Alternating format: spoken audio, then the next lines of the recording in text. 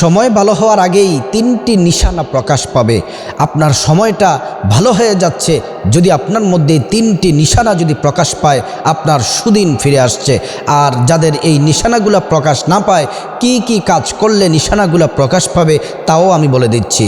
আমাদেরকে বিশ্বাস রাখতে হবে আল্লাহ তাআলার প্রতি, কারণ আমরা মুমিন, আমরা মুসলিম। আল্লাহ তাআলার প্রতি বিশ্বাস রাখতে হবে। ইমানে মুফাসসালটা যদি আমরা ভালো করে পড়ি, কি কি বিষয়ের উপর বিশ্বাস রাখতে হবে সব ক্লিয়ার হয়ে যাবে। আল্লাহ তাআলা বলছেন, আমানতু বিল্লাহি, আমি আল্লাহর প্রতি ঈমান আনো, ওয়া মালাইকাতিহি ওয়া কুতুবিহি ওয়া রুসুলিহি ওয়াল ইয়াউমিল আখিরি ওয়াল কদরি খাইরিহি ওয়া শাররিহি মিনাল্লাহি তাআলা ওয়াল বাসি বাদাল মাউত। এই বিষয়গুলোর প্রতি ঈমান আনা আমাদের জন্য আবশ্যক। তাকদীরের উপর বিশ্বাস রাখতে হবে। আর তাকদীর পরিবর্তন হবে কখন? আপনি আল্লাহকে বেশি বেশি ডাকবেন যখন, আল্লাহর প্রতি অগাধ বিশ্বাস থাকবে যখন, আল্লাহ তাআলা আপনার তাকদীর ভাগ্য পরিবর্তন করবেন তখন। প্রিয় দিনী ভাই ও বোন, আল্লাহ রাব্বুল আলামিন কোরআনুল কারীম আল্লাহ তাআলা বলছেন, ওয়ামা মিন দাব্বাতিন ফিল আরদি ইল্লা আলাল্লাহি রিজকুহা ওয়া ইয়ালামু মুস্তাকাররাহা ওয়া মুস্তাওদাআহা।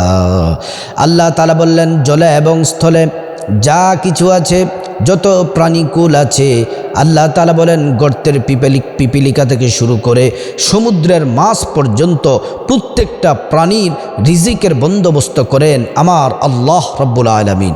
আমাদের রিজিকের দায়িত্ব আল্লাহর হাতে, কারণ আল্লাহ তাআলা পৃথিবীতে আসার 50,000 বছর আগেই আমরা কি খাবো, কি পরব, কোথায় যাব, কার সাথে কথা বলবো, সব কিছু কিন্তু লিপিবদ্ধ করে রেখেছেন।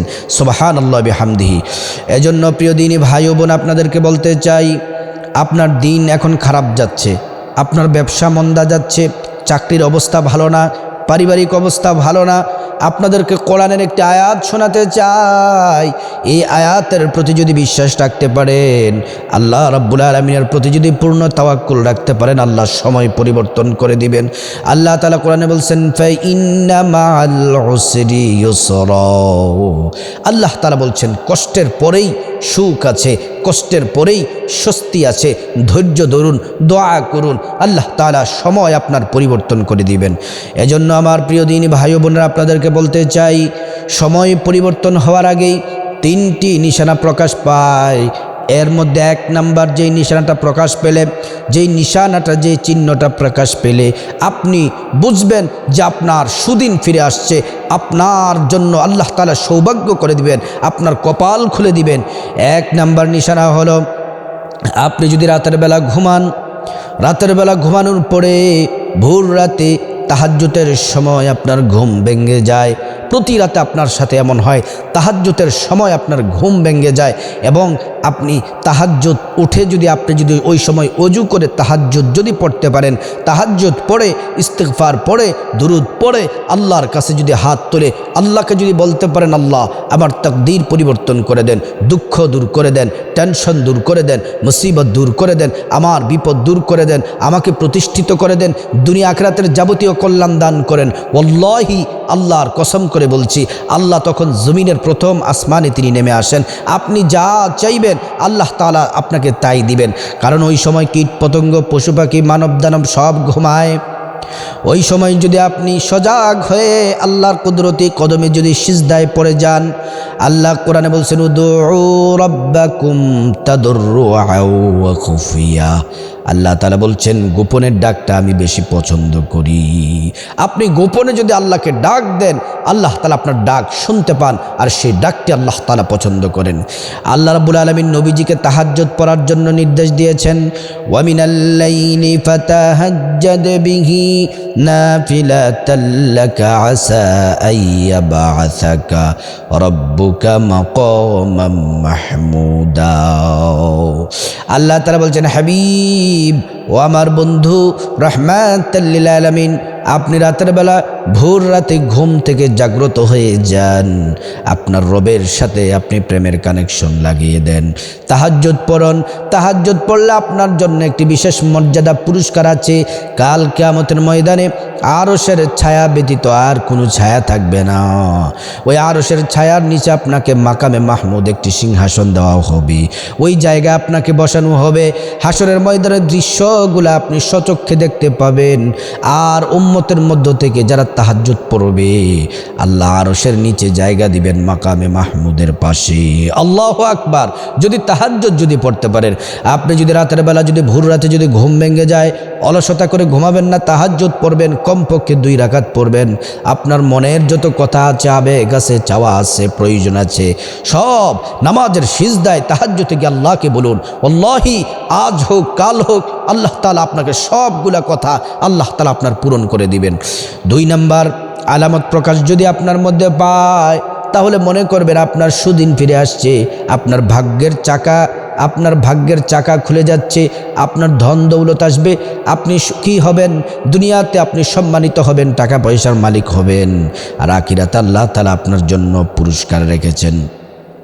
2 নাম্বার যে আলামত, আপনার উপর রোগ বিমার বিপদ মুসিবত বেশি বেশি আসতেছে, আপনি ধৈর্যহারা হবেন না। যদি রোগ বিমার আসে, বিপদ আপদ আসে, আপনি ধৈর্যহারা হবেন না।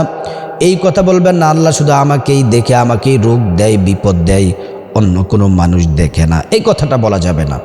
কারণ আল্লাহ তাআলা বলছেন, আল্লাহ যাদেরকে ভালোবাসেন তাদেরকে পরীক্ষা দেন। আল্লাহ তাআলা বলছেন, আমি কে কতটুকু ভালো কাজ করতে পারো, কে ধৈর্য ধারণ করতে পারো, আমি পরীক্ষা দেই। আহসান ওয়া আমালা, আমার জন্য কি তোমরা ধৈর্য ধরতে পারো কিনা, আর সুন্দর আমল করতে পারো কিনা, আল্লাহ তাআলা সেদিকেই তাকান।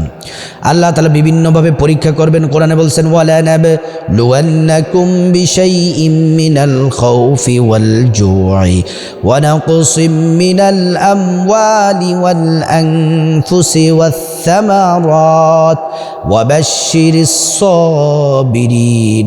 আল্লাহ তাআলা ভয় দেখিয়ে পরীক্ষা করবেন, ক্ষুধা দিয়ে পরীক্ষা করবেন, ব্যবসায় নুকসান দিয়ে পরীক্ষা করবেন, বিভিন্নভাবে আল্লাহ পরীক্ষা করবেন।